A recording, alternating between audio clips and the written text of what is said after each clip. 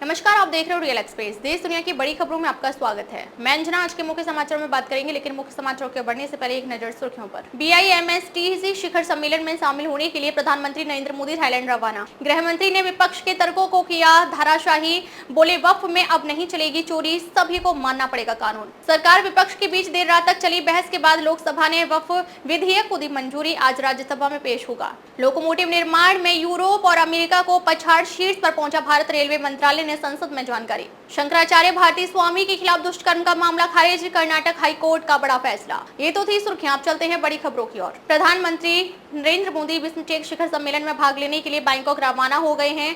वे Thai प्रधानमंत्री के साथ द्विपक्षीय वार्ता करेंगे। प्रधानमंत्री नरेंद्र मोदी थाईलैंड में प्रधानमंत्री पैंटोगटान शिनावात्रा के निमंत्रण पर थाईलैंड को 2 दिवसीय यात्रा पर हैं। विदेश मंत्रालय के प्रवक्ता रणधीर जायसवाल ने ट्वीट किया कि प्रधानमंत्री नरेंद्र मोदी थाईलैंड और श्रीलंका की यात्रा पर रवाना हुए। प्रधानमंत्री थाईलैंड की आधिकारिक यात्रा करेंगे और 6वें बिम्स्टेक शिखर सम्मेलन में भाग लेंगे। इसके बाद वे श्रीलंका की राजकीय यात्रा पर जाएंगे।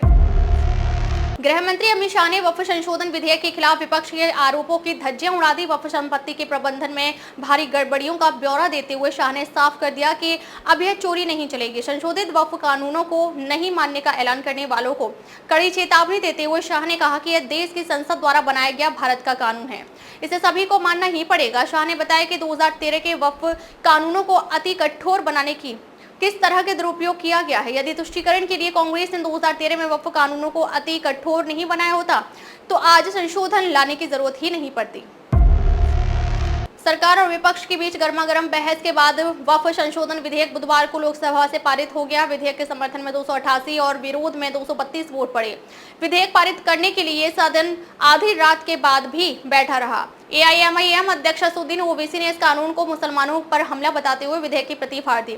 विपक्ष द्वारा विधेयक को संविधान के मूल ढांचे के खिलाफ बताए जाने सहित सरकार ने एक आपत्तियों का जवाब दिया और आशंकाएं दूर की। सरकार ने मुसलमानों को आश्वस्त किया कि यह बिल उनकी मस्जिद एवं दरगाह छीनने और धार्मिक मामलों में हस्तक्षेप के लिए नहीं है, बल्कि संपत्तियों के नियमन और प्रबंधन के लिए लाया गया है।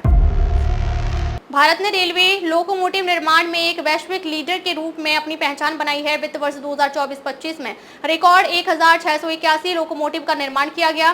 बुधवार को रेलवे मंत्रालय द्वारा जारी एक बयान में यह जानकारी दी गई। इसमें कहा गया कि यह उपलब्धि यूरोप, अमेरिका, दक्षिण अमेरिका, अफ्रीका और ऑस्ट्रेलिया जैसे देशों के कुल लोकोमोटिव निर्माण को पार कर गई है।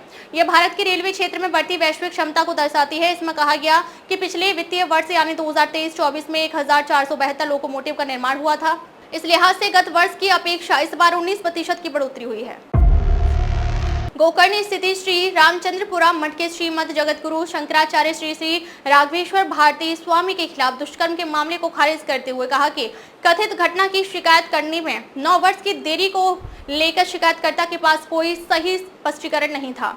मठ की एक पूर्व शिष्या ने आरोप लगाया कि 2006 में 15 वर्ष की आयु और फिर 2012 में 21 वर्ष की आयु में हिंदू संत ने 2 बार उसके साथ दुष्कर्म किया। स्वामी ने एक ट्रायल कोर्ट द्वारा इस संबंध में की गई पूरी कार्रवाई को चुनौती देते हुए इसे रद्द करने की मांग संबंधी एक याचिका 2021 में हाई कोर्ट के समक्ष दायर की थी। जस्टिस M नागप्रसन्ना की पीठ ने इस संबंध में आदेश जारी किया। कैसे लगे समाचार कमेंट करके जरूर बताएं। वीडियो पसंद आया तो लाइक करें। देश और दुनिया की बड़ी खबर के साथ अपडेट रहने के लिए हमारे चैनल को सब्सक्राइब करें। खबरों में अब तक के लिए बस इतना ही, फिर मिलते हैं कुछ ऐसी बड़ी खबरों के साथ।